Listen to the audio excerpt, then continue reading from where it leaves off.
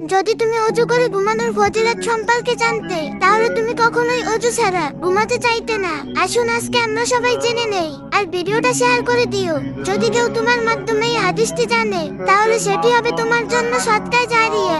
আমরা অনেক সময় স্ক্রল করি, অতিরিক্ত ভাবি, কাঁদতে কাঁদতে ঘুমিয়ে পড়ি, কিন্তু যদি আজ রাতে তুমি ঘুমানোর আগে অজু করতে, রাসূল সাল্লাল্লাহু আলাইহি সাল্লাম বলছেন যে ব্যক্তি পবিত্র অবস্থায় অজু করে ঘুমায় তার পাশে সারা রাত একজন ফেরেশতা অবস্থান করে। যখন সে এদিক থেকে অন্যদিকে ফিরে, ফেরেশতা বলে, হে আল্লাহ, তোমার এই বান্দাকে ক্ষমা করে দাও, কারণ সে পবিত্র অবস্থায় ঘুমিয়েছে।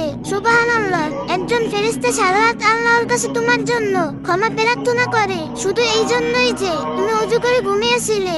এর মানে কি জানো? প্রতিটা উসরুজা তুমি সেজদায় ফেলেছো, প্রতিটা পাপ যার জন্য তুমি অনুতপ্ত, প্রতিটা রাত যখন তুমি একাকী অনুভব করো, একজন ফেরেশতা তোমার পাশে থাকে, তোমার জন্য ক্ষমার দোয়া ফিসফিস করে। তাই আজ রাতে যদিও হুদায় ভারী, যদিও দিনটা কঠিন ছিল, শুধু অজু করে নাও, বিসমিল্লাহ বলে ঘুমের দোয়া পড়ে শান্তিতে ঘুমিয়ে পড়ো। জেনে রেখো, ঘুম এক পরকালের মৃত্যু। তাই ঘুম থেকে উঠে নবীজি সাল্লাল্লাহু আলাইহি সাল্লামের শিখানো দোয়া পড়ো, আলহামদুলিল্লাহিল্লাযী আহইয়ানা বাদামা আমাতানা ওয়া ইলাইহিন নুশুর। অর্থ, সব প্রশংসা আল্লাহর জন্য, যিনি মৃত্যুর পর আমাদেরকে জীবন দিলেন এবং তার কাছেই আমাদের প্রত্যাবর্তন। যদি ঘুমের মধ্যেই মৃত্যু হয় তাহলে পবিত্র অবস্থায় মৃত্যু হবে ইনশাআল্লাহ। এর থেকে শান্তি আর কি হতে পারে? ভিডিওটা শেয়ার করো। যদি কেউ তোমার মাধ্যমে এই হাদিসটি জানেন তাহলে সেটি হবে তোমার জন্য সাদকায়ে জারিয়া।